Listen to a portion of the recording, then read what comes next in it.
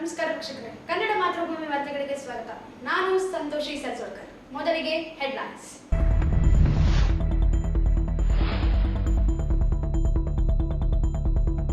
ಮಹಾನಗರ ಪಾಲಿಕೆ ಬಜೆಟ್ ಪೂರ್ವ ಸಿದ್ಧತಾ ಸಭೆ.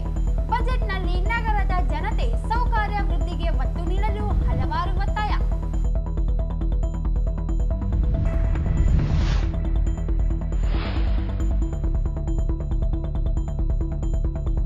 ನಗರದ ಸೌಕರ್ಯ ಹೆಚ್ಚಳಕ್ಕೆ ತೆರಿಗೆ ಪಾವತಿಗೆ ಜನರು ಸಹಕರಿಸಿ. ಜೋಬಿನ್ ಮಹೋಪಾತ್ರ.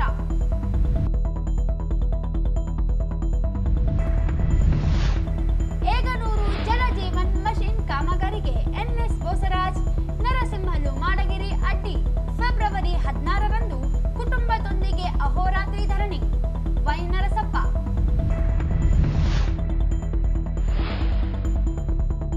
ಶಿಲ್ಪ ಫಾರ್ಮನಿಂದ ಕಾರ್ಮಿಕರಿಗೆ ದೊರೆಯ ಸೌಲಭ್ಯ. ಡಿಸಿ ಮಧ್ಯಸ್ಥಿಕೆ ವಹಿಸಿ ನ್ಯಾಯ ಒದಗಿಸಲಿ. ಮಾರುತಿ ಚಿಕ್ಕಸುಗೂರು.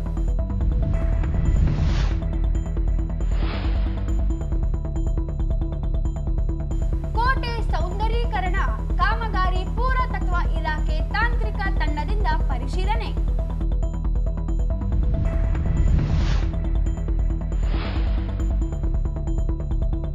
ಟಿಪ್ಪು ಸುಲ್ತಾನ್ ರಸ್ತೆಯಲ್ಲಿ ಆಟೋ ಮೊಬೈಲ್ ಅಂಗಡಿಗೆ ಬೆಂಕಿ, ಅಪಾರ ಹಾನಿ. ವಾರ್ತೆಗಳ ವಿವರ. ನಗರದ ರಸ್ತೆ, ಕುಡಿಯುವ ನೀರು, ಬೀದಿ ದೀಪಗಳ ನಿರ್ವಹಣೆ ಹಾಗೂ ತೆರಿಗೆ ಸಂಗ್ರಹದಲ್ಲಿ ಆಗುತ್ತಿರುವ ಅಪವ್ಯಯ ತಡೆಯಬೇಕೆಂದು ನಾಗರಿಕರು ಬಜೆಟ್ ಪೂರ್ವ ಸಿದ್ಧತಾ ಸಭೆಯಲ್ಲಿ ಮನವಿ ಮಾಡಿದರು. ನಗರ ಜನತೆ ನೀಡುವ ಕರ ಸಮರ್ಪಕ ಸದ್ಬಳಕೆಯಾಗುತ್ತಿಲ್ಲ. ಸರ್ಕಾರ ವಿವಿಧ ಯೋಜನೆಗಳ ಸದ್ಬಳಕೆ ತಲುಪದೇ ಇರುವ ಕುರಿತು ಅನೇಕರು ಅಸಮಾಧಾನ ವ್ಯಕ್ತಪಡಿಸಿದರು. ಮಹಾನಗರ ಪಾಲಿಕೆ ಅಧ್ಯಕ್ಷೆ ನರಸಮ್ಮ ಮಾಡಗಿರಿ, ಉಪಾಧ್ಯಕ್ಷ ಸಾಜಿದ್ ಸಮೀರ್ ಹಾಗೂ ಆಯುಕ್ತ ಜೋಬಿನ್ ಮಹೋಪಾತ್ರ ಉಪಸ್ಥಿತಿಯಲ್ಲಿ ನಡೆದ ಆಯವ್ಯಯ ಸಭೆಯಲ್ಲಿ ಅನೇಕರು ಅಭಿಪ್ರಾಯ ವ್ಯಕ್ತಪಡಿಸಿದರು. ನಗರಸಭೆ ಹಿರಿಯ ಸದಸ್ಯ ಜಯಣ್ಣ ಮಾತನಾಡಿ, 2025ರಿಂದ 26ನೇ ಸಾಲಿನ ಬಜೆಟ್ನಲ್ಲಿ ನಗರದ ಅಭಿವೃದ್ಧಿಗೆ ಪ್ರಮುಖ ವಿಷಯಗಳ ಸೇರ್ಪಡೆ ಮಾಡಬೇಕು. ಸಾಕಷ್ಟು ಸಮಸ್ಯೆಗಳಿಗೆ ನಾಗರಿಕ ಪ್ರಜ್ಞೆ ಮೂಡಿಸಬೇಕು. ಸ್ವಚ್ಛತೆ, ರಸ್ತೆ ದುರಸ್ತಿ, ಕಸ ವಿಲೇವಾರಿ ಮಾಡಬೇಕಾಗಿದೆ. ಬಜೆಟ್ಗೆ ಬೇಕಾದ ಆರ್ಥಿಕ ಕ್ರೋಢೀಕರಣದ ಮೇಲೆ ಚರ್ಚೆ ನಡೆಯಬೇಕಿದೆ ಎಂದರು. ನಗರಸಭೆ ಮಹಾನಗರ ಪಾಲಿಕೆಯಾಗಿ ಹೊಸದಾಗಿ ಮೇಲ್ದರ್ಜೆಗೇರಿದೆ. ಹೈಟೆಕ್ ಗ್ರಂಥಾಲಯ, ರಸ್ತೆಗಳ ಜೋಡಣೆ ದುರಸ್ತಿಗೆ ಪಾಲಿಕೆಯಿಂದ ಬಜೆಟ್ ಅನುದಾನ ಯಾವ ರೀತಿ ಕೂಡಿಸಬೇಕು ಎಂದು ಸಮರ್ಪಕ ಚರ್ಚೆ ಮಾಡಿ ಅನುದಾನ ನಿಗದಿಪಡಿಸಬೇಕು ಎಂದರು. ಯಾವ ವಿಷಯಗಳನ್ನ ಸೇರಿಸಬೇಕನ್ನೋದು ಪ್ರಮುಖವಾಗಿ ಚರ್ಚೆ ಆಗ್ತದೆ. ಅನೇಕ ಸಮಸ್ಯೆಗಳಿಗೆ ಬೆಟ್ಟದಂತ ಸಮಸ್ಯೆಗಳು ಸಾಕಷ್ಟಿವೆ. ಸದಸ್ಯರು ಕೆಲಸ ಮಾಡ್ತೀವಿ, ನೀವು ಸಂಘಟನೆಗಳವರು ಕೆಲಸ ಮಾಡ್ತೀವಿ. ಊರಿನಲ್ಲಿ ನಾವೆಲ್ಲರೂ ಸೇರಿ ಇವತ್ತು ನಾಗರಿಕ ಪ್ರಜ್ಞೆಯನ್ನು ಮೂಡಿಸುವಂಥದ್ದು ಬಹಳ ಅವಶ್ಯಕತೆ ಇದೆ. ನಮಗೆ ಸವಾಲಾಗಿರುವಂಥದ್ದು ಇವತ್ತು ಸ್ವಚ್ಛತೆ, ಸವಾಲಾಗಿರುವಂಥದ್ದು ಸಾರ್ವಜನಿಕ ರಸ್ತೆಗಳನ್ನ ಎದ್ದವಂಥದ್ದು ತೋಡೋದು, ಸವಾಲಿರ್ತಕ್ಕಂಥದ್ದು ಇವತ್ತು ಕಸದ ರಾಶಿಗಳು. ಇವೆಲ್ಲವುಗಳು ಕೂಡ ಇವತ್ತು ಸಾಮೂಹಿಕವಾಗಿ ನಾವು ಪ್ರಯತ್ನದ ಮೂಲಕ ಬಗೆಹರಿಸುವಂಥದ್ದು. ಇವತ್ತಿನ ಸಭೆ ಪಾಲಿಕೆ ಮುಂದೆ ಯಾವ ರೀತಿ ಹೆಜ್ಜೆ ಇಡಬೇಕು, ಹೊಸದಾಗಿ ಬಹಳ ವರ್ಷದ ನಂತರ ಮೇಲ್ದರ್ಜೆಗೇರಿದೆ.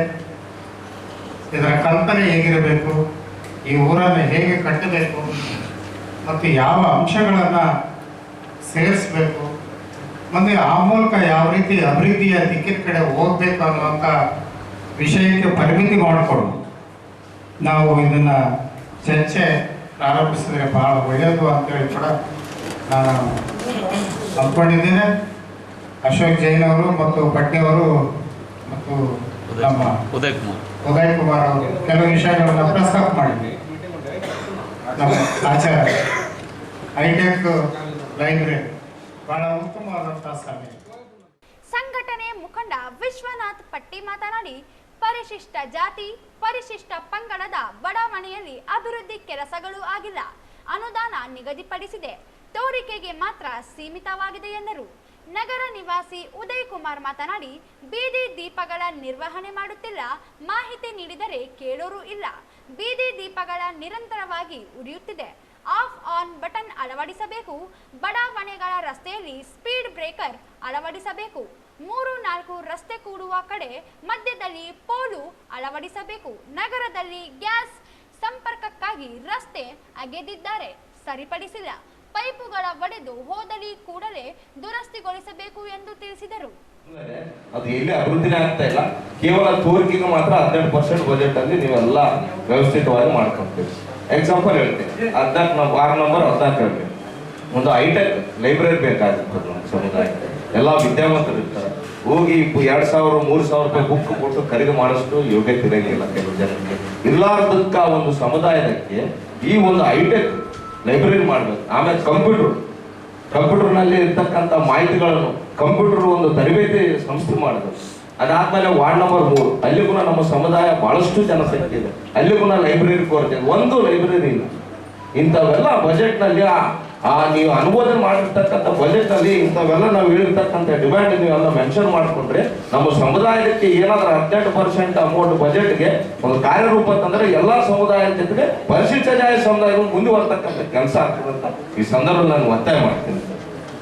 ಕೆಳಗೆ ಬಿಡ್ತಾ ಇದ್ದೀವಿ, ಮುನ್ಸಿಪಾಲಿಟಿನಲ್ಲಿ ಯಾರು ಕೇಳಿ ನೋಡೋರು ಇಲ್ಲ. First 1 point. ಎರಡನೇದಾಗಿ ಏನಿದೆ ಅಂದ್ರೆ ಲೈಟ್ ಹೋಯ್ತಂದ್ರೆ ಆ ಲೈಟ್ ಹಾಕ್ಲಿಕ್ಕೆ ಬಹಳ ದಿವಸ ಆಗ್ತದೆ. ಅದು ಹಾಕಿದ ಮೇಲೆ ಕೆಳಗಡೆ ಅದು ಏನು ಸ್ವಿಚ್ ಇರುತ್ತೆ ಅಲ್ಲ ಅದನ್ನ ಕಟ್ ಮಾಡಿ ಬಿಸಾಕ್ಬಿಡ್ತಾರ. ಅದಕ್ಕೆ 1-2 ಕೊಂಡಿ ಸಿಗಿ ಹಾಕ್ಲಿ. ಆದ್ರೆ ಅಲ್ಲಿ ಜೀವ ಹಾನಿ ಯಾರಿಗಾಗುತ್ತೆ? ಯಾರಿಗೆ ಗೊತ್ತಿಲ್ಲಾರ್ದವರಿಗೆ ಮಳೆ ಬಂತು, ಚಳಿ ಆದವಾಗ ಅಲ್ಲಿ ಕೊಂಡಿ ಹಾಕ್ಲಿಕ್ಕೆ ಹೋದವಾಗ ಶಾರ್ಟ್ ಹೊಡೆದು ಆಕಳ ಎಮ್ಮೆಗಳನ್ನು ಸತ್ತಿದ್ದಾವೆ. ಅದಕ್ಕೆ ಯಾರು ಕೇಳ್ಕೊಡಲ್ಲ. ಎಕ್ಸಾಂಪಲ್ ನಮ್ಮ ಎದುರಿಗೆ ಆಗಿದೆ, ನಾವು ಎತ್ತೆ ಮೇಲ್ಗಡೆ ಇಟ್ಟು ಮತ್ತೆ ಅದನ್ನ ಜೀವ ಉಳಿಸಿದೆ. ನಾವು ಆ ಗೌಶಾಲದಲ್ಲಿ ಹೋಗಿ ಬಿಟ್ಟು ಬಂದಿದೆ. ನಾವು ಈ ತರ ಹಾನಿ ಆಗುತ್ತೆ. ಫಸ್ಟ್ ಪಾಯಿಂಟ್ ಇದು ನಗರಸಭೆಯಲ್ಲಿಂದ ಇದಕ್ಕೆ ಲಕ್ಷ್ಯ ಕೊಡಬೇಕು, ಜೀವವನ್ನು ಉಳಿಸ್ಬೇಕು, ರಕ್ಷಣೆ ಮಾಡಬೇಕು. ಒಂದನೇದು ಪಾಯಿಂಟ್. ಎರಡನೇದಾಗಿ ಏನಂದ್ರೆ ಪ್ರತಿ ಏರಿಯಾದಲ್ಲಿ ರೋಡ್ಗಳು ಇರ್ತಾವ. ರೋಡ್ಗಳು ಇದ್ದಾವಾಗ ಸಣ್ಣ ಚಿಕ್ಕ ಗಲ್ಲಿ ಇರ್ತಾವ, ಸ್ಪೀಡ್ ಆಗಿ ಗಾಡಿ ಓಡ್ತಾ ಇರ್ತಾವ. ಅಲ್ಲಿ ಯಾರನ್ನ ಅಪ್ಪಿತಪ್ಪಿ ಬಂತಂದ್ರೆ ಸಣ್ಣ ಮಗು ಆಗಿ ದೊಡ್ಡವನಾಗ್ಲಿ ಮುದಿಯವರಾಗ್ಲಿ ವಯಸ್ಸಾದವರಾಗ್ಲಿ ಓಡಿದ್ರೆ ಅಲ್ಲೇ ಬಿದ್ದು ಬಿಡ್ತಾರ. ಅವರಿಗೆ ಇಂಥ ಪ್ರಾಬ್ಲಮ್ಸ್ಗಳು ನಾವು ಸ್ವಯಂ ಅವರಿಗೆ ಹೆಲ್ಪ್ ಮಾಡಿ ಸಹಾಯ ಕೂಡ ಮಾಡಿದ್ದೇನೆ. ನಾನು ಮೊದಲಿಂದ ನಾನು ಸೋಷಿಯಲ್ ವರ್ಕರ್ ಆಗಿನೂ ಇದ್ದೇನೆ. ನಾನೊಂದು ಮೊದಲು ಉಚಿತವಾಗಿ ಮೀಡಿಯಾ ಪರ್ಸನ್ ಕೂಡ ಇದ್ದೇನೆ. ಡಿಎಸ್ಎಸ್ ಸಂಘಟನೆ ಮುಖಂಡ ಎಂ ಈರಣ್ಣ ಮಾತನಾಡಿ, ನಗರದಲ್ಲಿರುವ ಸರ್ಕಾರಿ ಶಾಲೆಗಳಲ್ಲಿ ಸ್ವಚ್ಛತೆ ಇಲ್ಲ, ಸುತ್ತಮುತ್ತಲಿನ ಉತ್ತಮ ಪರಿಸರ ವಾತಾವರಣವಿಲ್ಲ. ಇದಕ್ಕಾಗಿ ಅನುದಾನ ಮೀಸಲಿಡಬೇಕು, ಅಭಿವೃದ್ಧಿಪಡಿಸಬೇಕು. ಮಾವಿನ ಕೆರೆಗೆ ಕಸ ತಂದು ಹಾಕುತ್ತಿದ್ದು ತಡೆದು ಅಭಿವೃದ್ಧಿ ಕೆಲಸ ಮಾಡಬೇಕು. ಕೆರೆಗೆ ಗೋಡೆ ನಿರ್ಮಾಣ ಮಾಡಬೇಕು. ಬೇಸಿಗೆ ವೇಳೆ ವೃತ್ತಗಳ ಕುಡಿಯುವ ನೀರಿನ ವ್ಯವಸ್ಥೆ ಮಾಡಬೇಕೆಂದರು. ಮಾಜಿ ನಗರಸಭೆ ನಾಮ ನಿರ್ದೇಶಿತ ಸದಸ್ಯ ಸಂಗಟಿ ರಾಜು ಮಾತನಾಡಿ, ರಾಯಚೂರು ವ್ಯಾಪ್ತಿಯಲ್ಲಿ ಸರ್ಕಾರಿ ಜಾಗ ಒತ್ತುವರಿಯಾಗಿದೆ. ನಗರಸಭೆ ವ್ಯಾಪ್ತಿಯಲ್ಲಿ ಸಾಕಷ್ಟು ಒತ್ತುವರಿ ಮಾಡಿದೆ, ತೆರವು ಮಾಡಬೇಕು. ಬಜೆಟ್ನಲ್ಲಿ ಪರಿಶಿಷ್ಟ ಜಾತಿ ವಿದ್ಯಾರ್ಥಿಗಳಿಗೆ ಅನುದಾನ ಇಟ್ಟಿದ್ದು ತೋರಿಕೆಗೆ ಮಾತ್ರವಾಗಿದೆ, ಸಮರ್ಪಕವಾಗಿ ಬಳಕೆ ಮಾಡಬೇಕು. ನಗರದ ಮಾಂಗಲ್ಯ ಬಟ್ಟೆ ಅಂಗಡಿ ಬಳಿ ಸೇರಿದಂತೆ ಪಾದಚಾರಿ ರಸ್ತೆ ಒತ್ತುವರಿ ಮಾಡಿದ್ದಾರೆ. ಬಹುತೇಕ ಕಡೆ ಪಾದಚಾರಿ ಒತ್ತುವರಿ ತೆರವು ಮಾಡಬೇಕು ಎಂದರು.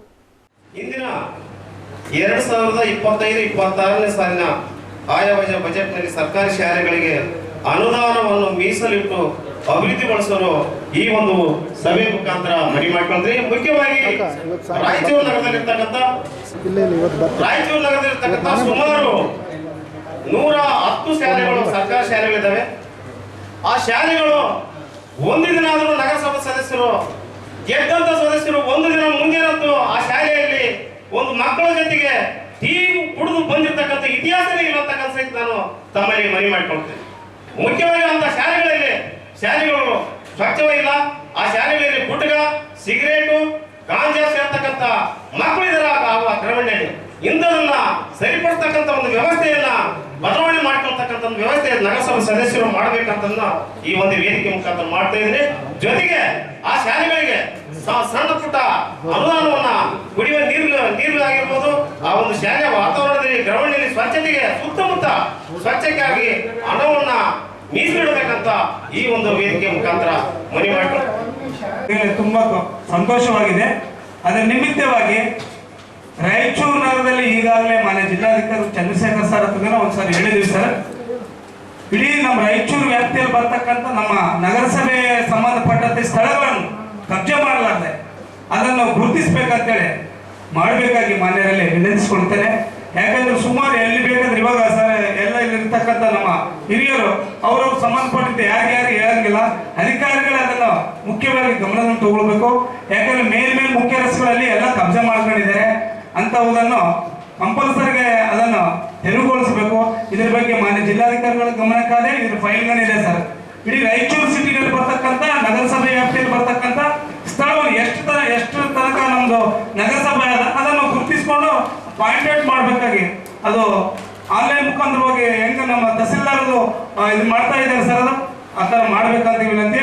ಅದೇ ರೀತಿಯಾಗಿ ನಮ್ದು ನಗರಸಭೆಯಲ್ಲಿ ಈಗಾಗಲೇ ಬಜೆಟ್ನಲ್ಲಿ ನಾನು ಕಳೆದ 2-3 ವರ್ಷಗಳಿಂದ ನಮ್ಮ ಪರಿಶಿಷ್ಟ ಜಾತಿಯಲ್ಲಿ ಬರ್ತಕ್ಕಂಥ ನಮ್ಮ ವಿದ್ಯಾರ್ಥಿಗಳಿಗೆ ಸಂವಿಧಾನಬದ್ಧವಾಗಿ ನಮಗೆ ಬರ್ತಕ್ಕಂಥ ಸವಲತ್ತುಗಳನ್ನು ಇದುವರೆಗೆ ಅದರಲ್ಲಿ ಬಜೆಟ್ನಲ್ಲಿ ಇಡ್ತಾರೆ, ಆದ್ರೆ ನಮ್ಗೆ ಅದರ ಅನುದಾನವನ್ನು ಬರ್ತಾ ಇಲ್ಲ. ಸಿಪಿಐಎಂ ಮುಖಂಡ ಕೆಜಿ ವೀರೇಶ್ ಮಾತನಾಡಿ, ನಗರದಲ್ಲಿ 40 ಫೀಟ್ ಅಗಲೀಕರಣ ಮಾಡಬೇಕು. ಬೃಹತ್ ಗಾತ್ರದ ಲಾರಿಗಳ ಸಂಚಾರವನ್ನು ಬೈಪಾಸ್ ಮೂಲಕ ಹೋಗುವ ವ್ಯವಸ್ಥೆ ಮಾಡಬೇಕು. ನಗರದಲ್ಲಿ ಶುದ್ಧ ನೀರು ಸರಬರಾಜು, ಎಲ್ಲ ವಾರ್ಡ್ನಲ್ಲಿ ಬೀದಿ ದೀಪ ಅಳವಡಿಕೆ ಮಾಡಬೇಕು. ಸ್ಲಂ ಜನರಿಗೆ ಹಕ್ಕು ಪತ್ರ ವಿತರಣೆ, ರಸ್ತೆಗಳಲ್ಲಿ ಸೂಚನಾ ನಾಮಫಲಕ ಅಳವಡಿಕೆ ಮಾಡಬೇಕು. ಪತ್ರ ವಿತರಣೆ, ರಸ್ತೆಗಳಲ್ಲಿ ಸೂಚನಾ ನಾಮಫಲಕ ಅಳವಡಿಕೆ ಮಾಡಬೇಕು. ನಗರ ನಿವಾಸಿ ಮೌನೇಶ್ ಮಾತನಾಡಿ, ನಗರದಲ್ಲಿ ಪ್ರತಿ ವಾರ್ಡಿಗೆ ಕುಂದು ಕೊರತೆ ಸಭೆ ನಡೆಸಿ ಸಮಸ್ಯೆಗಳ ಇತ್ಯರ್ಥ ಪಡಿಸಬೇಕು. ಕೋಟೆಗಳು ಅಭಿವೃದ್ಧಿಪಡಿಸಿ ಪ್ರವಾಸೋದ್ಯಮ ಮಾಡಬೇಕು ಎಂದರು. ಸ್ಲಂ ನಿವಾಸಿಗಳ ಕ್ರಿಯಾ ವೇದಿಕೆ ಮುಖಂಡ ಜನಾರ್ದನ್ ಹಳ್ಳಿ ಬೆಂಚಿ ಮಾತನಾಡಿ, ಸ್ವಚ್ಛ ಭಾರತ ಅಭಿಯಾನದಡಿ ಶೌಚಾಲಯ ಮಾಡಿದ್ದು ನೀರಿನ ವ್ಯವಸ್ಥೆ ಇಲ್ಲ. ದುರಸ್ತಿಯಲ್ಲಿವೆ 43 ಸ್ಲಂ ಘೋಷಣೆ ಮಾಡಿದೆ. 28 ಅಘೋಷಿತ ಸ್ಲಂಗಳಿವೆ. 50,000 ಜನರು ವಾಸವಿರುವ ಬಡಾವಣೆಗಳಲ್ಲಿ ಶೌಚಾಲಯ ಇಲ್ಲ. ಮಹಿಳೆಯರು ಬಯಲು ಪ್ರದೇಶಕ್ಕೆ ಹೋಗುತ್ತಿದ್ದಾರೆ. ಶೌಚಾಲಯ ನಿರ್ಮಾಣ ಮಾಡಬೇಕು. ನಗರದಲ್ಲಿ 2 ಭಾಗದಲ್ಲಿ ನದಿಗಳಿವೆ. ನೀರಿನ ವ್ಯವಸ್ಥೆ ಸರಿಯಾಗಿಲ್ಲ. ಒಳ ಚರಂಡಿ ನೀರಿನ ನಿರ್ವಹಣೆ ಮಾಡಲು ಕ್ರಮ ವಹಿಸಬೇಕು. ಅನುದಾನ ಮೀಸಲಿಡಬೇಕು. ಬಜೆಟ್ನಲ್ಲಿ 24% ಅನುದಾನ ಯೋಜನೆಯಡಿ ಸ್ಲಂ ಜನರು ಮಾರಕ ಕಾಯಿಲೆಗಳಿಗೆ ವೈದ್ಯಕೀಯ ವೆಚ್ಚ ನೀಡಬೇಕು. ಸ್ಲಂಗಳಲ್ಲಿ ಗ್ರಂಥಾಲಯ ವ್ಯವಸ್ಥೆ ಮಾಡಬೇಕು. ಸ್ಲಂಗಳಲ್ಲಿ 3,000 ಮನೆಗಳ ಹಕ್ಕುಪತ್ರ ಅರ್ಜಿ ಬಾಕಿ ಇದೆ. ಈ ಖಾತಾ ಮೊಟೇಷನ್ ಮಾಡಬೇಕು. ನಿರ್ಗತಿಕ ಕೇಂದ್ರದಲ್ಲಿ ಅನುದಾನ ನೀಡಿ ನಿರ್ವಹಣೆ ಮಾಡಬೇಕು. ವಿಶೇಷ ಅನುದಾನ ನೀಡಬೇಕು ಎಂದು ತಿಳಿಸಿದರು. ಕೂಡ ಬೈಪಾಸ್ಗೆ ಡೈವರ್ಟ್ ಆಗುವಂತ ರೀತಿಯಲ್ಲಿ ಒಂದು ಕೆಲಸ ಆಗಬೇಕು. ಜೊತೆಗೆ ಕೃಷ್ಣಾ ನದಿಯಿಂದ ಸುಮಾರು 15-20 ವಾರ್ಡ್ಗಳಿಗೆ ನೀರು ಪೂರೈಕೆ ಆಗ್ತಾ ಇದೆ. ಆ ನೀರು ಡೈರೆಕ್ಟ್ ನೇರವಾಗಿ ನಲ್ಲಿಗಳ ಮೂಲಕ ಬಿಡುತ್ತಾರೆ, ಯಾವುದೇ ಶುದ್ಧೀಕರಣ ಇಲ್ಲ. ಹೀಗಾಗಿ ಆ ನೀರುಗಳನ್ನು ಒಂದು ಟ್ಯಾಂಕರ್ ನಿರ್ಮಾಣ ಮಾಡುವ ಮೂಲಕ ಶುದ್ಧೀಕರಣ ಮಾಡಿ ಇವತ್ತು ನಲ್ಲಗಳನ್ನು ಬಿಟ್ಟಾಗ ಜನರ ಒಂದು ಆರೋಗ್ಯ ರಕ್ಷಣೆಯನ್ನು ಕೂಡ ನೀವು ಮಾಡಲಿಕ್ಕೆ ಇದಾಗ್ತದೆ. ಈಗಾಗಲೇ ನಮ್ಮ ಸಂಗಾತಿಗಳು ಕೂಡ ಕೆಲವರು ಹೇಳಿದರು, ಎಲ್ಲ ವಾರ್ಡ್ಗಳಲ್ಲಿ ಕೂಡ ಬೀದಿ ದೀಪಗಳು ಕೂಡ ಇವತ್ತು ಇಲ್ಲ. ಆ ಬೀದಿ ದೀಪಗಳು ಇದಾಗಬೇಕು ಮತ್ತು ವಾರ್ಡ್ನಲ್ಲಿರ್ತಕ್ಕಂಥ ರಸ್ತೆಗಳ ಸುಧಾರಣೆಗಳನ್ನು ಕೂಡ ಮಾಡಬೇಕು ಅಂತಕ್ಕಂಥದ್ದು ಒಂದು ವಿಚಾರ. ಮತ್ತು ಈ ಒಂದು 2 ವರ್ಷವರೆಗೆ ಈಗ ಏನು ಮಹಾನಗರ ಪಾಲಿಕೆ ಆಗಿದೆ ಅಂತ ಹೇಳಿ ತೆರಿಗೆಯನ್ನು ವಿಪರೀತವಾಗಿ ಏರಿಸುವುದರಿಂದ ಜನರಿಗೆ ಹೊರೆ ಆಗಬಾರ್ದು ಅನ್ನೋಂಥದ್ದು ನಮ್ಮ ಒತ್ತಾಯ. ಯಾಕಂದ್ರೆ ಮೂಲಭೂತ ಸೌಲಭ್ಯಗಳನ್ನು ಕೊಡುವಂತಲ್ಲಿ ಮೊದಲು ನಗರಸಭೆ ವಿಫಲ ಆಗಿದೆ. ಅದನ್ನ ನೀವು ಜನರಿಗೆ ಒಳ್ಳೆಯ ರೀತಿಯಲ್ಲಿ ಕೆಲಸಗಳನ್ನು ಮಾಡುವ ಜೊತೆಗೆ ನೀವು ತೆರಿಗೆಯನ್ನು ವಿಧಿಸಿದರೆ ಮಾತ್ರ ಅದು ಇದಾಗ್ತದೆ. ಈಗ ನಾವು ಒಂದು ದೊಡ್ಡ ಮಟ್ಟದಲ್ಲಿ ರಾಯಚೂರು ಸಿಟಿಯನ್ನು ನೋಡೋಕ್ಕೆ ಅನುಕೂಲ ಇದೆ. ಅದರಂಗವಾಗಿ ತಾವುಗಳು ಏನು ಮಾಡ್ಬೇಕಾದ್ರೆ ಸರ್, ಮುಂದಿನ ದಿನಗಳಲ್ಲಿ ಪ್ರತಿಯೊಂದು ತಿಂಗಳಿಗೆ ಪ್ರತಿಯೊಂದು ವಾರ್ಡಿಗೆ ಒಂದು ಕುಂದುಕೊರತೆ ಸಭೆ ಅಂತೇಳಿ ಮಾನ್ಯ ಮಹಾಪೌರರು, ಉಪಪೌರರು, ತಾವು ಎಲ್ಲ ಅಧಿಕಾರಿಗಳು ಸೇರಿ, ಕಂದಾಯ ಅಧಿಕಾರಿಗಳು, ಜೆಇ ಸೆಕ್ಷನ್ ಎಲ್ಲರೂ ಸೇರಿ ಪ್ರತಿಯೊಂದು ತಿಂಗಳ ಒಂದೊಂದು ವಾರ್ಡ್ ಕುಂದುಕೊರತೆ ಸಭೆ ಅಂತೇಳಿ ಮಾಡಿದರೆ ಇದರಿಂದ ಬಹಳಷ್ಟು ಸಾರ್ವಜನಿಕರಿಗೆ ಬಹಳ ಅನುಕೂಲಕರ ವಿಷಯ ಆಗುತ್ತೆ ಸರ್. ತದನಂತರ ನಮ್ಮ ರಾಯಚೂರಿನಲ್ಲಿ ಮೂಲಭೂತ ಸೌಕರ್ಯ ಜೊತೆಗೆ ಈ ನಮ್ಮ ರಾಯಚೂರಿನಲ್ಲಿ ಹಳೆಯ ಕೋಟೆಗಳು ಇವೆ ಸರ್, ಬಹಳಷ್ಟು ಹಳೆಯ ಕೋಟೆಗಳು ಇವೆ. ಆ ಕೋಟೆಗಳನ್ನು ಸ್ವಲ್ಪ ತಾವು ಗಮನದಲ್ಲಿ ತಗೊಂಡು ಬಹಳ ಸೌಂದರ್ಯೀಕರಣ ಮಾಡಿ ಒಂದು ಟೂರಿಸಂ ಟೈಪ್ ಮಾಡಿದರೆ ಬಹಳ ಒಳ್ಳೆಯದಂತೇಳಿ ನಮ್ದೊಂದು ಮನವಿ ಸರ್. ಈಗಾಗಲೇ ರಾಯಚೂರು ನಗರದಲ್ಲಿ ಏನು ಸ್ವಚ್ಛ ಭಾರತ ಅಭಿಯಾನ ಯೋಜನೆಯಲ್ಲಿ ಸುಮಾರು ಕಡೆ ಏನು ಶೌಚಾಲಯಗಳನ್ನು ನಿರ್ಮಾಣ ಆಗಿದೆ. ಆದರೆ ಆ ಒಂದು ಶೌಚಾಲಯಗಳನ್ನು ಸರಿಯಾಗಿ ನಿರ್ವಹಣೆ ಯಾಕಿಲ್ಲ, ನೀರಿನ ವ್ಯವಸ್ಥೆ ಇಲ್ಲ, ನೀರಿಲ್ಲ. ಹಂಗಾಗಿ ಆ ಒಂದು ಸ್ವಚ್ಛ ಭಾರತ ಅಭಿಯಾನದಲ್ಲಿ ಏನು ನಿರ್ಮಾಣ ಆಗಿರ್ತಕ್ಕಂಥ ಶೌಚಾಲಯಗಳು ಬಹಳ ಹದಗೆಟ್ಟಿವೆ. ಆ ವಿಷಯವಾಗಿ ನಾನು ರಾಯಚೂರು ನಗರದಲ್ಲಿ ಸುಮಾರು 43 ಘೋಷಣೆಯಾದ ಸ್ಲಮ್ಗಳಿದ್ದಾವೆ ಸರ್. 28 ಸ್ಲಮ್ಗಳು ಅಘೋಷಿತ ಸ್ಲಮ್ಗಳು, ಅಂದರೆ ಅದನ್ನು ಗುರುತಿಸಲಾದಂಥ ಸ್ಲಮ್ಗಳಿದ್ದಾವೆ. ಆ ಸ್ಲಮ್ಗಳಲ್ಲಿ ಸುಮಾರು 50,000ಕ್ಕೂ ಮೇಲ್ಪಟ್ಟು ಜನಸಂಖ್ಯೆ ವಾಸ ಮಾಡ್ತಾ ಇದ್ದಾರೆ. ಅದರಲ್ಲಿ ಮಹಿಳೆಯರಿಗೆ ಶೌಚಾಲಯಗಳೇ ಇಲ್ಲ, ಬಯಲಿಗೆ ಹೋಗ್ತಾ ಇದ್ದಾರೆ ಸರ್. ಇವತ್ತಿನ ದಿನಮಾನಗಳಲ್ಲಿ ಏನು ಮಹಾನಗರ ಪಾಲಿಕೆ ಅಂತೇಳಿ ನಾವು ಮೇಲ್ದರ್ಜೆಗೆ ಹೋಗ್ತಾ ಇದ್ದೀವಿ. ಆದರೆ ನಮ್ಮ ಸ್ಲಮ್ಗಳಲ್ಲಿ ಇರ್ತಕ್ಕಂಥ ಮಹಿಳೆಯರು, ಬಡ ಜನರು ಅದೇ ಸ್ಥಿತಿಯಲ್ಲಿ ವಾಸ ಮಾಡ್ತಾ ಇದ್ದಾರೆ. ಹಂಗಾಗಿ ಅವರಿಗೆ ಶೌಚಾಲಯಗಳಿಲ್ಲದೆ ಬಯಲು ಪ್ರದೇಶಕ್ಕೆ ಹೋಗ್ತಾ ಇದ್ದಾರೆ. ಆ ಬಯಲು ಪ್ರದೇಶದಲ್ಲಿ ಯಾವಾಗ ಹೋಗ್ತಾ ಇದ್ದಾರೆ ಅಂದರೆ ಬೆಳಗಿನ ಜಾವ 5 ಗಂಟೆಗೆ ಮತ್ತು ರಾತ್ರಿ ವೇಳೆ ಯಾರು ತಿರುಗಾಡದಂಥ ಸಮಯದಲ್ಲಿ ಗಿಡಗಂಟೆ ನಿರ್ಜನ ಪ್ರದೇಶಕ್ಕೆ ಹೋಗ್ತಾ ಇದ್ದಾರೆ. ಅಲ್ಲಿ ಹುಳ ಉಪ್ಪಟ್ಟಿ ಏನಾದರೂ ಚೇಳು. ಡಾಕ್ಟರ್ ರಜಾಕ್ ಉಸ್ತಾದ್ ಮಾತನಾಡಿ, ರಾಯಚೂರಿನಲ್ಲಿ ಕಸ, ನೀರು, ಚರಂಡಿ, ಸ್ವಚ್ಛತೆ ಸಮಸ್ಯೆ ಇದೆ. ಇದಕ್ಕಾಗಿ ಸಹಾಯವಾಣಿ ಕೇಂದ್ರ ಮಾಡಬೇಕು, ಮಾಹಿತಿ ಪಡೆದು ಕೆಲಸ ಮಾಡಬೇಕು. ರಾಜ್ಯ ಮಟ್ಟದಲ್ಲಿದ್ದು ಸಾಕಷ್ಟು ಅನುಕೂಲವಾಗಿದೆ ಎಂದರು. ಕಸ ನಿರ್ವಹಣೆ, ಪಾದಚಾರಿಗಳ ಸಂಚಾರಕ್ಕೆ ಸೂಕ್ತ ವ್ಯವಸ್ಥೆ, ಫುಡ್ ಪಾರ್ಕ್, ಸ್ವೀಟ್ ಪಾರ್ಕ್, ಲಾರಿಗಳು ನಿಲುಗಡೆ, ನಾಯಿಗಳ ಕಾಟ ಮಿತಿ ಮೀರಿದೆ, ಕ್ರಮ ವಹಿಸಬೇಕು. ಟ್ರಾಫಿಕ್ ಸಿಗ್ನಲ್ ಕೆಲಸ ಮಾಡುತ್ತಿದೆ, ಕೆಲವು ಕಡೆ ಕೆಲಸ ಮಾಡುತ್ತಿಲ್ಲ. ನಗರಸಭೆಯಿಂದ ಸಿಗ್ನಲ್ ಅಳವಡಿಕೆ ಮಾಡಬೇಕು. ಬೇಸಿಗೆ ಪ್ರಾರಂಭವಾಗಲಿದ್ದು ನಗರದ ಸರ್ಕಲ್ನಲ್ಲಿ ಮೇಲ್ಭಾಗದಲ್ಲಿ ಗ್ರೀನ್ ಮ್ಯಾಟ್ ಅಳವಡಿಕೆ ಮಾಡಬೇಕು. ನಗರದಲ್ಲಿ ಶಾಲೆಗಳಿಗೆ ಕನಿಷ್ಠ ಅನುದಾನ ಮೀಸಲಿಡಬೇಕು. ಪ್ರತಿ ವರ್ಷ ಮಳೆಗಾಲದಲ್ಲಿ ಕೆಲ ಬಡಾವಣೆಗಳು ನೀರಿನಲ್ಲಿ ಮುಳುಗಿ ಹೋಗುತ್ತಿದೆ. ಈ ಬಗ್ಗೆ ಶಾಶ್ವತ ಪರಿಹಾರ ಕಂಡುಕೊಳ್ಳಬೇಕು. ರಾಜ ಕಾಲುವೆಗಳ ಒತ್ತುವರಿ ತೆರವು ಮಾಡಬೇಕು. ರಸ್ತೆ ಬದಿಯಲ್ಲಿ ಟಿಸಿ ಅಳವಡಿಕೆ ಮಾಡಿದ್ದು ಸುತ್ತಲೂ ತಂತಿ ಬೇಲಿ ಅಳವಡಿಸಬೇಕು. ಕುಡಿಯುವ ನೀರಿನ ವ್ಯವಸ್ಥೆ, ನೀರಿನ ತಪಾಸಣೆ ಲ್ಯಾಬ್ ಮಾಡಬೇಕು. ಇದರಿಂದ ಸಾವು ತಪ್ಪಿಸಬಹುದು.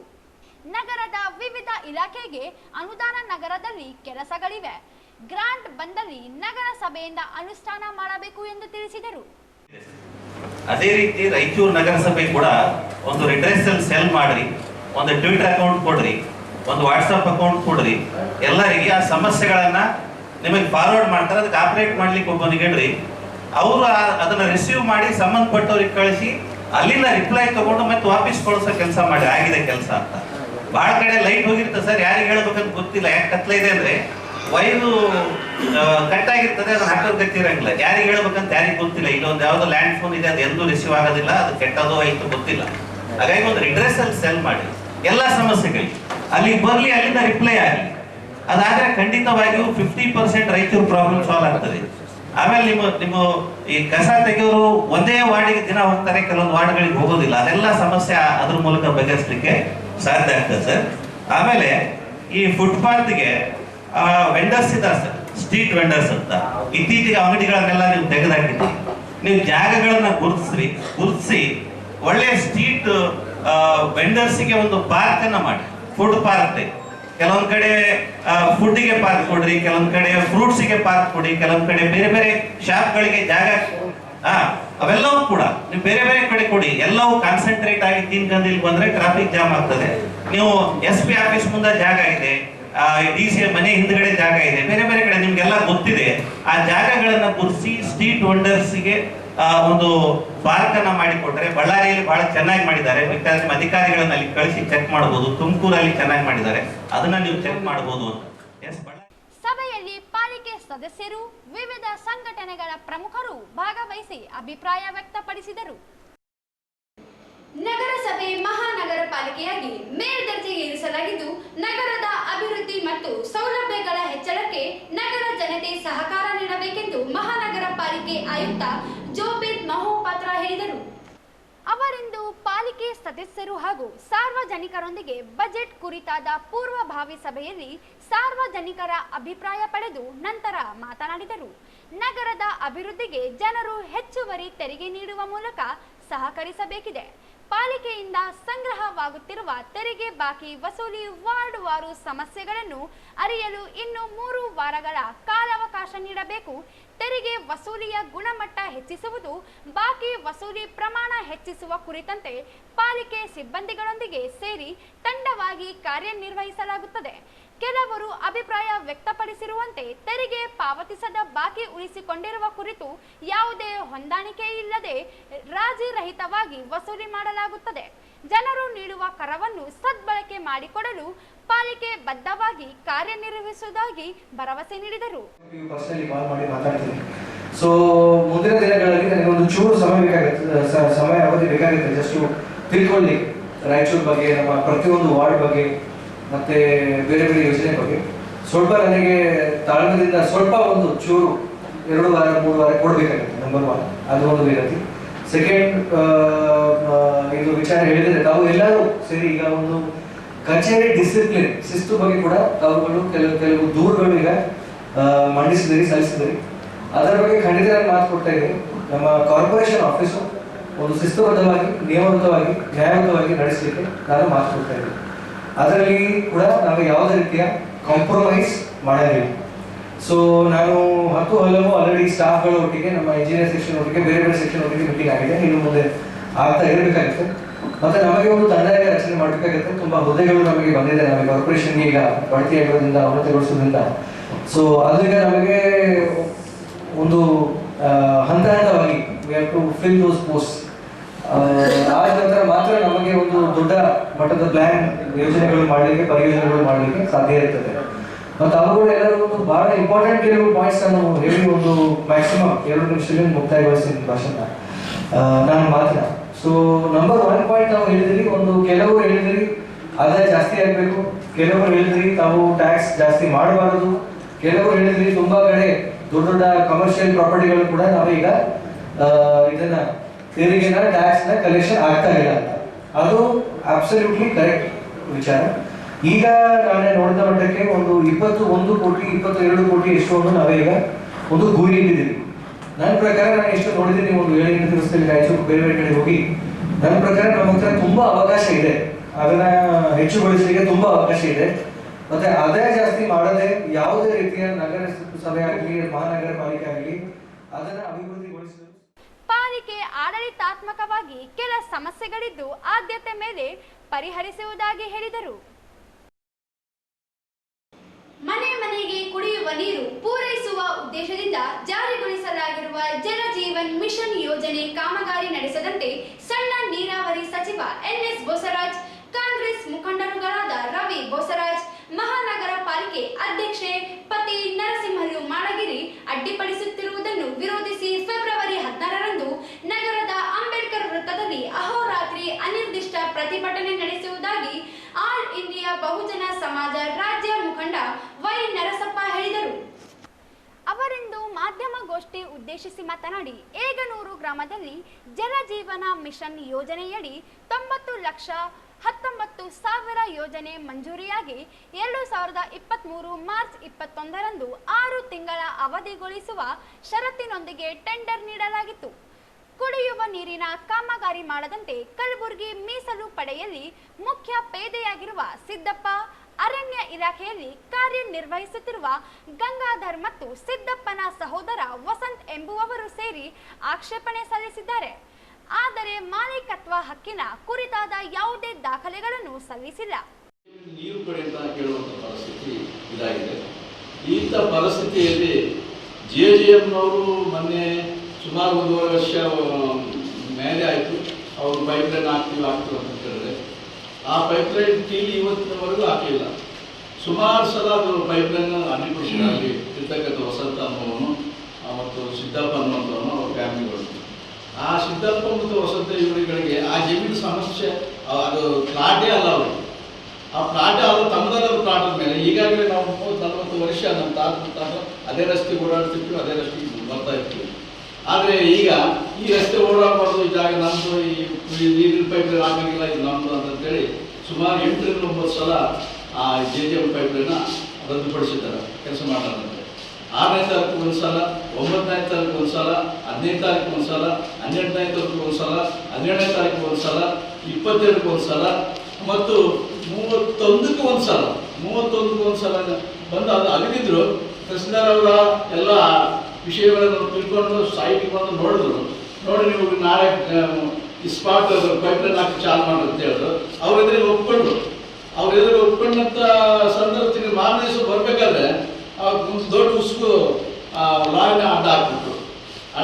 ಅವಾಗ ನಾವು ಅದನ್ನ ಯಾಕೆ ಅಡ್ಡ ಹಾಕಿದ್ರೆ ನಿಮ್ಮ ಪ್ರೆಸಿಡೆಂಟ್ ಮಾತಾಡ್ತಾರಲ್ಲ ಅಂತ ಹೇಳಿದ್ರೆ, ಇಲ್ಲ ಇದು ನಮ್ಮ ಜಾಗ ಇದೆ, ನಮ್ಗೆ ಬಿಡಲ್ಲ. ಯಾವ ಜಾಗದ ಯಾವುದೇ ಒಂದು ನಯಾ ಪೈಸೆ ಕಾಗದಪತ್ರ ಇಲ್ಲ. ಬೇಕಾದ್ರೆ ನನ್ನ ಹತ್ರ ಎಲ್ಲ ಕಾಗದಪತ್ರಗಳಿದ್ದಾರೆ, ಮುಂದೆ ತೋರಿಸ್ತೀನಿ. ಬಂಧುಗಳೇ, ಇವತ್ತು ಈ ಗುಲ್ಬರ್ಗದಲ್ಲಿ ಕೆಲಸ ಮಾಡುವಂತ ಸಿದ್ದಪ್ಪ ಅವನು ಈ SC ನಂಬರ್ ಪೋಲಮ್ಮವ್ವ ದೇವಸ್ಥಾನ ಸಮುದಾಯ ಭವನ ಮತ್ತು ಅಂಗನವಾಡಿ ಕೇಂದ್ರಕ್ಕೆ ಹೋಗುವ ದಾರಿಯಲ್ಲಿ ಅಳವಡಿಸಬೇಕಾದ ಕುಡಿಯುವ ನೀರಿನ ಕಾಮಗಾರಿಗೆ ಅಡ್ಡಿಪಡಿಸುತ್ತಿದ್ದಾರೆ. ಕಳೆದ 2 ವರ್ಷಗಳಿಂದ ಕಾಮಗಾರಿ ನಿರ್ವಹಿಸದಂತೆ ತಡೆಯಲಾಗುತ್ತಿದೆ. ಜನವರಿ 31ರಂದು ಜಿಲ್ಲಾ ಮತ್ತು ತಾಲೂಕ್ ಪಂಚಾಯಿತಿ ಕಾರ್ಯನಿರ್ವಾಹಕ ಅಧಿಕಾರಿಗಳು JJM ಅಭಿಯಂತರರು ಪಂಚಾಯಿತಿ PDO ಸ್ಥಳಕ್ಕೆ ಭೇಟಿ ನೀಡಿ ಪಂಚನಾಮೆ ಮಾಡಿ ಪೊಲೀಸರ ಬಂದೋಬಸ್ತ್ನಲ್ಲಿ ಕಾಮಗಾರಿ ಪ್ರಾರಂಭಿಸಲಾಗಿತ್ತು. ಕಾಮಗಾರಿಯನ್ನು ಕೂಡಲೇ ತಡೆಯಬೇಕೆಂದು ಸಚಿವ NS ಬೋಸರಾಜ್ ಇವರ ಆಪ್ತ ಸಹಾಯಕ ವಿಶ್ವನಾಥ್ ಇವರು ಫೋನ್ ಮಾಡಿ ಅಧಿಕಾರಿಗಳಿಗೆ ಕಾಮಗಾರಿ ನಿರ್ವಹಿಸಿದರೆ ಸಸ್ಪೆಂಡ್ ಮಾಡಿಸುವುದಾಗಿ ಬೆದರಿಕೆ ಹಾಕಿದ್ದಾರೆ. ಅಧಿಕಾರಿಗಳು ಕಾಮಗಾರಿ ನಿಲ್ಲಿಸಿದ್ದಾರೆ. ರಾಯಚೂರು ನಗರ ವಿಧಾನಸಭಾ ಕ್ಷೇತ್ರದ ಕುಡಿಯುವ ನೀರಿನ ಕಾಮಗಾರಿ ನಿಲ್ಲಿಸಲು ಸಚಿವ ಬೋಸರಾಜರೇ ಕಾರಣವಾಗಿದ್ದಾರೆ. ಕುಡಿಯುವ ನೀರಿನ ಯೋಜನೆಗೆ ಚುನಾಯಿತ ಜನಪ್ರತಿನಿಧಿಗಳು ರಾಜಕೀಯ ಮುಖಂಡರುಗಳ ಅಡ್ಡಿಪಡಿಸಿ ಗ್ರಾಮದಲ್ಲಿ ನೀರಿನ ಸಮಸ್ಯೆಗೆ ಕಾರಣವಾಗಿರುವುದನ್ನು ಖಂಡಿಸಿ ಕುಟುಂಬದೊಂದಿಗೆ ಅನಿರ್ದಿಷ್ಟ ಪ್ರತಿಭಟನೆ ನಡೆಸಲಾಗುತ್ತದೆ ಎಂದರು. ಅಂತಹ ಸಂದರ್ಭದಲ್ಲಿ ಇವರು ಬಂದು ಅಲ್ಲಿ ನಾವು ರಸ್ತೆ ಅಡ್ಡಿಪಡಿಸ್ತೇವೆ ಅಂತ ಹೇಳಿದ್ರೆ, ಇಲ್ಲಿ ಇವ್ರಿಗೆ ಏನಾದ್ರು ಕಾನೂನಿನ ಚೌಕಟ್ಟಿನ ಒಳಗಡಿದ್ದಾರೋ, ಕಾನೂನು ಒಳಗಡಿದ್ದಾರೋ. ಇವರು ಇತ್ತೀಚೆಗೆ ಏನ್ ಮಾಡಿದ್ದಾರೆ ಅಂತ ಹೇಳಿದ್ರೆ, ಎಂತ ದೊಡ್ಡ ವಾತಾವರಣ ನಮ್ಮಲ್ಲಿ ಕೇಳಿದೆ ಅಂತಂದ್ರೆ, ಅವ್ರು ಯಾರು ಮಾಳಿಗೆ ನರಸಿಂಹ ಅವರ ರಿಲೇಷನ್ ಅಂತ ಹೇಳ್ಕೊಂಡು ಅವ್ರು ಕರ್ಕೊಂಡು ಬಂದು ನಾವು ಸ್ವಲ್ಪ ಏನಾದ್ರು ಜಗಳ ತೆಗಿಬೇಕಂತ ಹೇಳಿದ್ರೆ ಸೀದಾ ಬರೋದು ಪೊಲೀಸ್ ಸ್ಟೇಷನ್ ಕೊಡಿಸೋದು, ಮತ್ತೆ ಮಾಳಿಗೆ ನರಸಿಂಹ ಅವರು 1-8 ಜನ ಅಲ್ಲಿ ಕಳಿಸೋದು, ಇವೆಲ್ಲ ನಡೆದವ. ಇದು ದಯವಿಟ್ಟು ಮಾಳಿಗೆ ನರಸಿಂಹವ್ರಿಗೆ ಇದು ಸರಿಯಾದ ಶೋಭೆ ಅಲ್ಲ. ಈಗ ಹೆಂಗಿದೆ ಅಂತಂದ್ರೆ ನಮ್ಮಲ್ಲಿ ಬಯಲು ವಾತಾವರಣ, ಇಡೀ ಗ್ರಾಮವೇ ಬಯಲು ವಾತಾವರಣ ಇದೆ. 8 ಜನ ಬಂದು ಬರೋದು, ಒಂಥರ ದಾದಾಗಿರಿ ಮಾಡೋದು, ಇದೆಲ್ಲ ಮಾಡೋದು. ನಿನ್ನೆ ಬಂದ್ ಮಾಡ್ಸ್ಯಾರ. ಹಾಗಾಗಿ ಇದನ್ನ ಜಿಲ್ಲಾಡಳಿತ ಇದು ಗಂಭೀರವಾದ ವಿಷಯ ತಗೊಂಡು ಮೊನ್ನೆ ನಾವು ತಹಸೀಲ್ದಾರ್ ಅವರಿಗೆ ಕೇಳಿ ಯಾಕೆ ಇದು ಬಂದ್ ಮಾಡಿಸಿದ್ರಿ ಅಂತ ಹೇಳಿದ್ರೆ, ಇಲ್ಲ ನಮಗೆ ಪ್ರಭಾವಗಳಿಂದ ಫೋನ್ ಬಂತು ಅಂತ ಹೇಳಿದ್ರು. ಆ ಪ್ರಭಾವಗಳು ಯಾರು ಅಂದ್ರೆ ಬೋಸರಾಜ್ ಕಡೆಯಿಂದ ಆಗಿರ್ಬೋದು, ಬೋಸರಾಜ್ PI ಆಗಿರ್ಬೋದು. ಇವರು ಏನಾದ್ರು ಅಲ್ಲಿ ಇದನ್ನ ತಡೀರಿ ಅಂತ ಹೇಳ್ಬೋದು. ಯಾವುದೇ ಒಬ್ಬ ಉನ್ನತ ಮಟ್ಟದ ವೃತ್ತಿಯಲ್ಲಿರುವಂತ ರಾಜಕಾರಣಿ ಇಂಥ ಸಣ್ಣ ನೀಚಿತ ಕೆಲಸ ಮಾಡಕ್ ಹೋಗೋದಿಲ್ಲ ಅಂತ ನನಗೆ ಅನಿಸುತ್ತೆ. ಯಾಕಂತ ಹೇಳಿದ್ರೆ ಅವರು ಯಾರು PIಗಳಿಂದ ಫೋನ್ ಮಾಡಿಸಿ ಅವ್ರನ್ನ ಮಾಡಿಸಿ ಮತ್ತೆ ಮುನ್ಸಿಪಾಲಿಟಿ ಇರೋದು ಕೆಲವರೆಲ್ಲ ಅವ್ರು ಬೇಕಿದ್ದವ್ರು ಕಳ್ಸ್ಕೊಂಡು ಬಂದು ತಹಸೀಲ್ದಾರ್ ಮೇಲೆ ಒತ್ತಡ ಹಾಕಿ ಮೊನ್ನೆ 31ಕ್ಕೆ ಅರ್ಧಕ್ಕೆ ನಿಲ್ಲಿಸಿದ್ರೆ TD ಇವತ್ತಿನವರೆಗೆ ಕೆಲಸ ಆಗಿಲ್ಲ. ಹಾಗಾಗಿ ಇಂಥ ಕೆಲಸಗಳನ್ನು ಮಾಡೋದು ಬಿಡಬೇಕು. ಸಿಟಿ ಜನ ಅಲ್ಲಿ ಬಂದಿರೋದ್ರಿಂದ ಏರ್ನೂರಿನಲ್ಲಿ ಒಂಥರ ಭಯದ ವಾತಾವರಣ ಸೃಷ್ಟಿಯಾಗಿದೆ. ಇದಕ್ಕೆಲ್ಲ ಮೂಲ ನರಸಿಂಹನೇ ಕಾಮ ಆಗ್ತದ. ದಯವಿಟ್ಟು ನರಸಿಂಹ ಅವರೇ, ನೀವು ಇಂಥ ಕೆಲಸಗಳನ್ನು ಮಾಡಕ್ಕೆ ಹೋಗಬೇಡಿ. ನಮ್ಗೆ ರಸ್ತೆ ಕೊಡಿ, ನೀರು ಕೊಡಿ. ರಸ್ತೆ ನೀರು ನನ್ನ ಮೂಲಭೂತ ಹಕ್ಕು. ಈ ನನ್ನ ಮೂಲಭೂತ ಹಕ್ಕನ್ನ ಈ ಸಂದರ್ಭದಲ್ಲಿ M ಈರಣ್ಣ, ಮಧುಕಾಂತ್ ಇತರರು ಇದ್ದರು. ಚಿಕ್ಕಸುಗೂರು ವ್ಯಾಪ್ತಿಯಲ್ಲಿರುವ Shilpa pharm life science chemical 2ನೇ ಯೂನಿಟ್ನಲ್ಲಿ ಕಾರ್ಯನಿರ್ವಹಿಸುತ್ತಿರುವ ಗುತ್ತಿಗೆ ಕಾರ್ಮಿಕರಿಗೆ ಕಾರ್ಮಿಕ ಕಾಯ್ದೆಗಳಂತೆ ಯಾವುದೇ ಸೌಲಭ್ಯವಿಲ್ಲದೆ ವಂಚಿಸಲಾಗುತ್ತಿದೆ. ಜಿಲ್ಲಾಧಿಕಾರಿಗಳು ಮಧ್ಯಸ್ಥಿಕೆ ವಹಿಸಿ ಕಾರ್ಮಿಕರಿಗೆ ನ್ಯಾಯ ಒದಗಿಸಬೇಕೆಂದು ದಲಿತ ಸೇನೆ ಜಿಲ್ಲಾಧ್ಯಕ್ಷ ಮಾರುತಿ ಚಿಕ್ಕಸುಗೂರ್ ಆಗ್ರಹಿಸಿದರು. ಅವರಿಂದು ಮಾಧ್ಯಮಗೋಷ್ಠಿ ಉದ್ದೇಶಿಸಿ ಮಾತನಾಡಿ, ಕಳೆದ 10 ರಿಂದ 15 ವರ್ಷಗಳಿಂದ ಗುತ್ತಿಗೆ ಏಜೆನ್ಸಿಗಳ ಮೂಲಕ ಡಿ ಗ್ರೂಪ್ ಸೇರಿದಂತೆ ವಿವಿಧ ವಲಯಗಳ ಕಾರ್ಮಿಕರನ್ನು ನೇಮಿಸಿಕೊಳ್ಳಲಾಗಿದೆ. ಕಾರ್ಮಿಕರಿಗೆ ನೀಡಬೇಕಾಗಿರುವ ಕನಿಷ್ಠ ವೇತನ ಸೇರಿದಂತೆ ಭತ್ಯೆ ಹಾಗೂ ಇತರೆ ಸೌಲಭ್ಯಗಳನ್ನು ಒದಗಿಸದೆ ಅನ್ಯಾಯ ಮಾಡಲಾಗುತ್ತಿದೆ. ಕಾರ್ಮಿಕ ಇಲಾಖೆಗೆ ಪೂರ್ಣ ಮಾಹಿತಿ ಇದ್ದರೂ ಯಾವುದೇ ಕ್ರಮಕ್ಕೆ ಮುಂದಾಗುತ್ತಿಲ್ಲ. ಚಿಕ್ಕಸುಗೂರು ಸೇರಿದಂತೆ ಸುತ್ತಮುತ್ತಲಿನ ಗ್ರಾಮಸ್ಥರುಗಳು ಕೆಲಸ ಮಾಡುತ್ತಿದ್ದು ಕಾರ್ಮಿಕರಿಗೆ ದೊರೆಯಬೇಕಾದ ಸೌಲಭ್ಯಗಳನ್ನು ಒದಗಿಸಬೇಕೆಂದರು. ರಾಸಾಯನಿಕ ಬಳಸಿ ಉತ್ಪಾದನೆ ಮಾಡುವ ಕಾರ್ಖಾನೆಯಿಂದ ಸುತ್ತಮುತ್ತಲಿನ ಗ್ರಾಮಗಳ ಜನರ ಮೇಲೆ ಆರೋಗ್ಯ ಪರಿಣಾಮಗಳಾಗುತ್ತಿದೆ. ಆದರೆ ಅಲ್ಲಿಯ ಜನರಿಗೆ CSR ನಿಧಿಯಲ್ಲಿ ಪರಿಸರ ಸಂರಕ್ಷಿಸುವ ಕೆಲಸವೂ ಆಗುತ್ತಿಲ್ಲ. ಗ್ರೀನ್ ರಾಯಚೂರು ಸಂಸ್ಥೆಯೊಂದಿಗೆ ಕೈ ಜೋಡಿಸಿರುವುದಾಗಿ ಹೇಳುತ್ತಲೇ ಸುತ್ತಮುತ್ತಲಿನ ಗ್ರಾಮಗಳ ಆರೋಗ್ಯ ಸೌಲಭ್ಯಗಳು ದೊರೆಯದೇ ಹೋಗಿದೆ. ಪರಿಸರ ಮೇಲೆ ಪರಿಣಾಮವಾಗುತ್ತಿದೆ. ಕೂಡಲೇ ಜಿಲ್ಲಾಧಿಕಾರಿಗಳು ಕಂಪನಿಯಲ್ಲಿ ಕಾರ್ಯನಿರ್ವಹಿಸುವ ಕಾರ್ಮಿಕರಿಗೆ ನ್ಯಾಯ ಒದಗಿಸಿ CSR ಅನುದಾನ ಬಳಕೆ ಕುರಿತು ತನಿಖೆ ನಡೆಸಬೇಕೆಂದರು.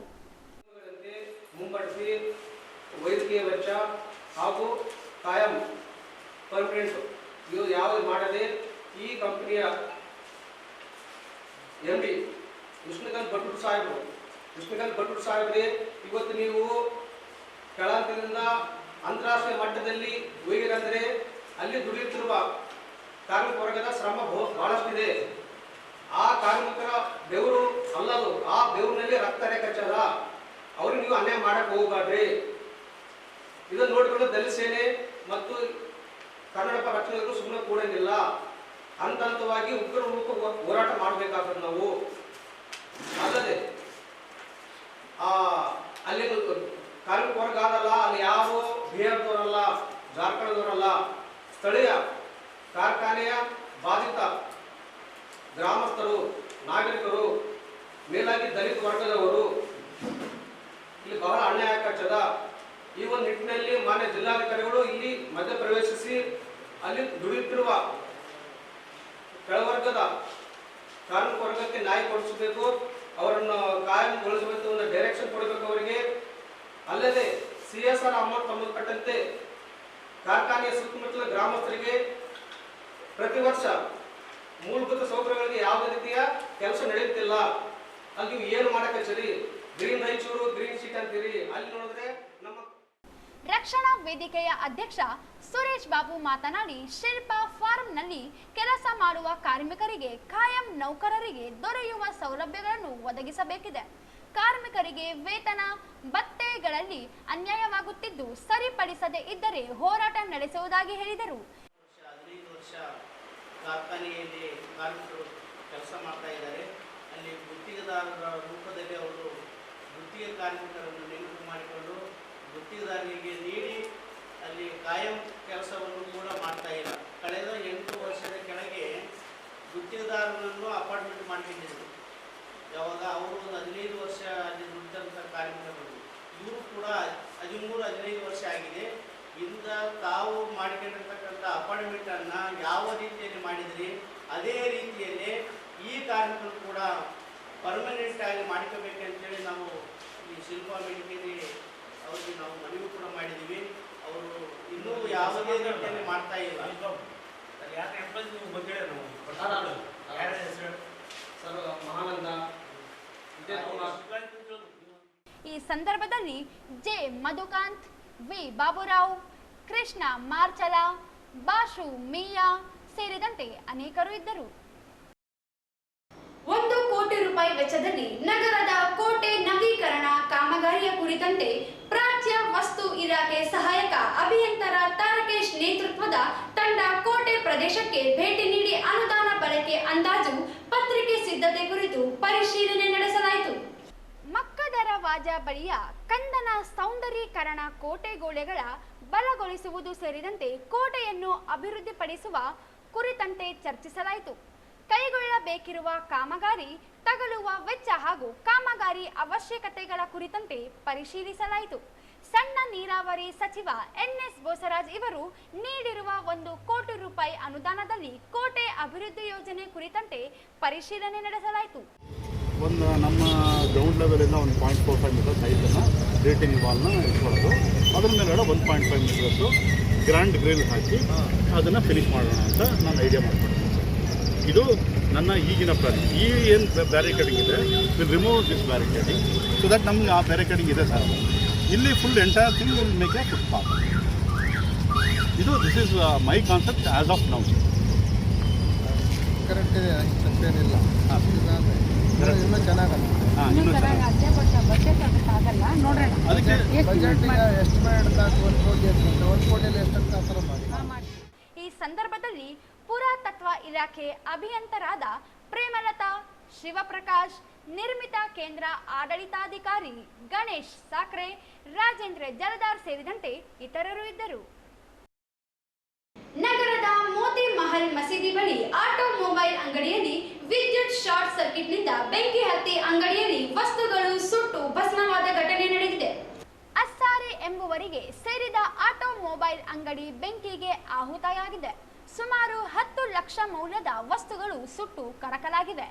ಘಟನೆ ಮಾಹಿತಿ ತಿಳಿಯುತ್ತಿದ್ದಂತೆ ಸ್ಥಳಕ್ಕೆ ಆಗಮಿಸಿದ ಅಗ್ನಿಶಾಮಕ ಸಿಬ್ಬಂದಿಗಳು ಬೆಂಕಿ ನಂದಿಸಲು ಹರಸಾಹಸ ಪಟ್ಟರು.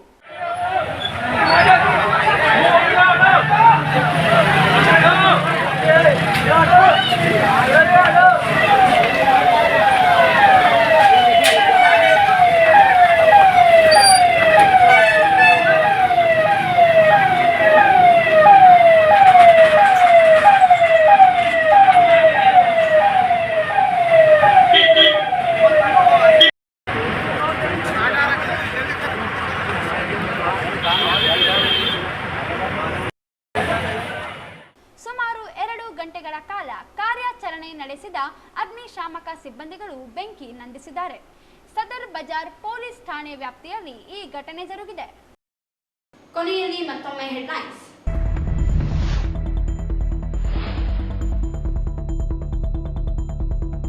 ಮಹಾನಗರ ಪಾಲಿಕೆ ಬಜೆಟ್ ಪೂರ್ವ ಸಿದ್ಧತಾ ಸಭೆ. ಬಜೆಟ್ನಲ್ಲಿ ನಗರದ ಜನತೆ ಸೌಕರ್ಯ ವೃದ್ಧಿಗೆ ಒತ್ತು ನೀಡಲು ಹಲವಾರು ಒತ್ತಾಯ.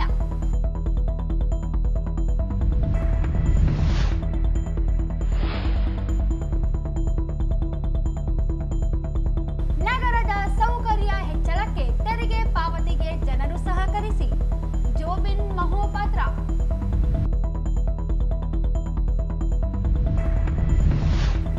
ಏಗನೂರು ಜಲಜೀವನ್ ಮಷಿನ್ ಕಾಮಗಾರಿಗೆ ಎನ್ಎಸ್ ಬೋಸರಾಜ್, ನರಸಿಂಹಲು ಮಾಡಗಿರಿ ಅಡ್ಡಿ.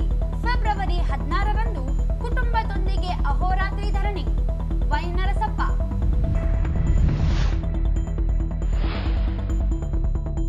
ಶಿಲ್ಪಾ ಫಾರ್ಮನಿಂದ ಕಾರ್ಮಿಕರಿಗೆ ದೊರೆಯ ಸೌಲಭ್ಯ. ಡಿಸಿ ಮಧ್ಯಸ್ಥಿಕೆ ವಹಿಸಿ ನ್ಯಾಯ ಒದಗಿಸಲಿ. ಮಾರುತಿ ಚಿಕ್ಕಸುಗೂರು.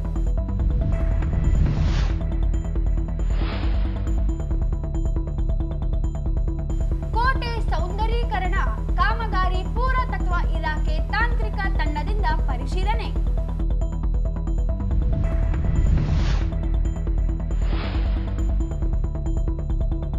ಟಿಪ್ಪು ಸುಲ್ತಾನ್ ರಸ್ತೆಯಲ್ಲಿ ಆಟೋಮೊಬೈಲ್ ಅಂಗಡಿಗೆ ಬೆಂಕಿ, ಅಪಾರ ಹಾನಿ. ಇಲ್ಲಿಗೆ ವಾರ್ತೆಗಳ ಪ್ರಸಾರ ಮುಕ್ತಾಯವಾಯಿತು. ಮುಂದಿನ ವಾರ್ತೆಗಳೊಂದಿಗೆ ಮತ್ತೆ ಭೇಟಿಯಾಗೋಣ. ವಂದನೆಗಳು.